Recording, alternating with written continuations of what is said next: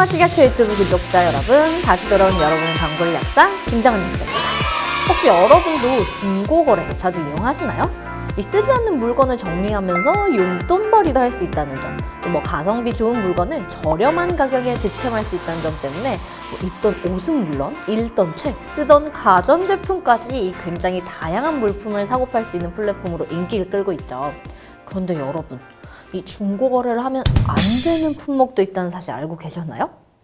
제가 지난해 약질시를 통해서 의약품은 이 중고거래, 온라인 거래가 안 된다는 점 말씀드리기도 했는데요. 사실 이 중고거래가 안 되는 품목은 약에서 끝나지 않습니다. 이 약 이외에도 이 식품의약품안전처 소관의 여러 품목이 이 중고거래 금지 품목에 해당되는데요. 잘 모르시는 분들이 많아 오늘은 이 부분을 말씀드리려고 합니다. 자, 오랜만에 돌아온 약질시. 이 알짜배기 정보 꼭 끝까지 듣고 가세요. 그럼 오늘의 약질시 시작합니다.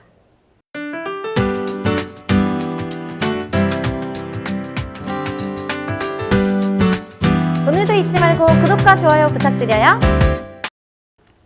얼마 전 한국소비자원에서 발표한 중고거래 플랫폼 이용 실태 조사를 보면요. 최근 1년간 이 거래 불가 품목을 파는 게시물이 5,434건이 올라와 있었다고 합니다.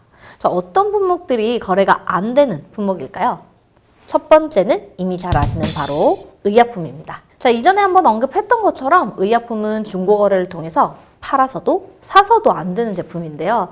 자, 의약품 자체가 약사법에 따라 온라인에서 사고 팔 수 없다는 법적인 문제는 둘째 치더라도 인터넷으로 유통되는 의약품이 정상적인 제조, 유통 과정을 거쳐서 만들어진 약인지 담보할 수 없기도 하고요. 또 이 정상적으로 제조된 약이라 할지라도 어떻게 보관되었는지 알 수 없기 때문에 이 보관 중 변질이나 오염의 우려도 있을 수 있죠.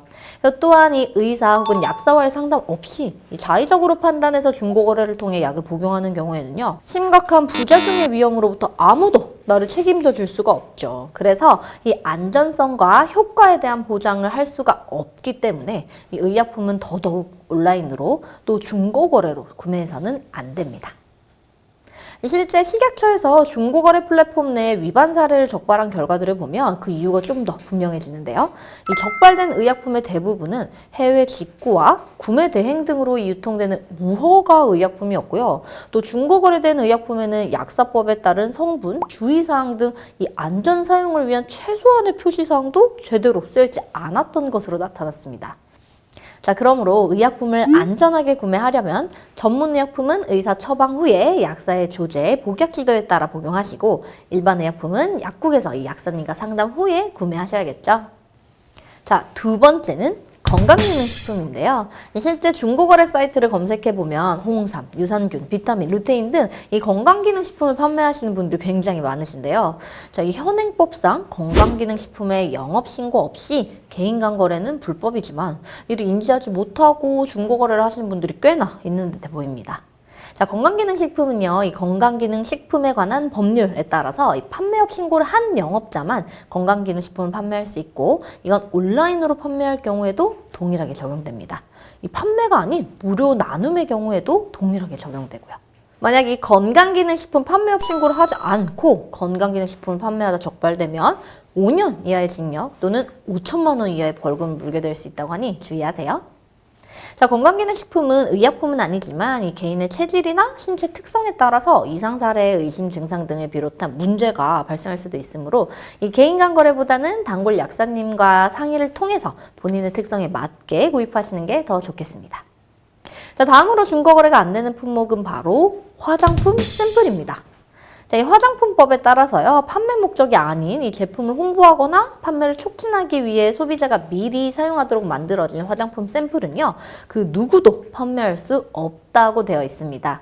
자, 그러므로 당연히 화장품 샘플 역시도 중고로 거래해서는 안 되겠죠. 자, 공짜로 받은 화장품 견본품도요, 중고거래 금지 품목 가운데 하나로 적발되면 1년 이하 징역이나 1,000만 원 이하의 벌금에 처해질 수 있다고 하니 주의하세요.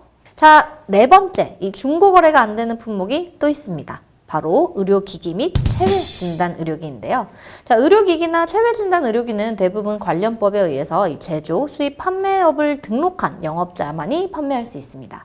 자, 의료기기라고 하면 뭔가 크고 거창한 기기들을 생각하실 수 있는데요. 이 수분 드레싱으로 알려진 창상 피복제, 아기들 코 흡입기가 대표적인데요. 이 의료용 흡입기, 또 우리 흔히 유축기라고 하죠. 이 모유 착유기 등이 그 대상이 될 수 있으니 주의하시면 되겠습니다. 자, 앞서 말한 것처럼 건강기능식품, 의약품, 의료기기, 화장품 말고도 온라인 거래가 안 되는 제품들은 더 있습니다. 자, 술의 경우 주류 판매 허가를 받아야 팔 수 있고요. 담배는 허가를 받은 사업자만이 판매할 수 있으며 이 니코틴 원액 등을 포함한 모든 종류의 담배는 개인 간의 중고 거래가 금지되어 있습니다.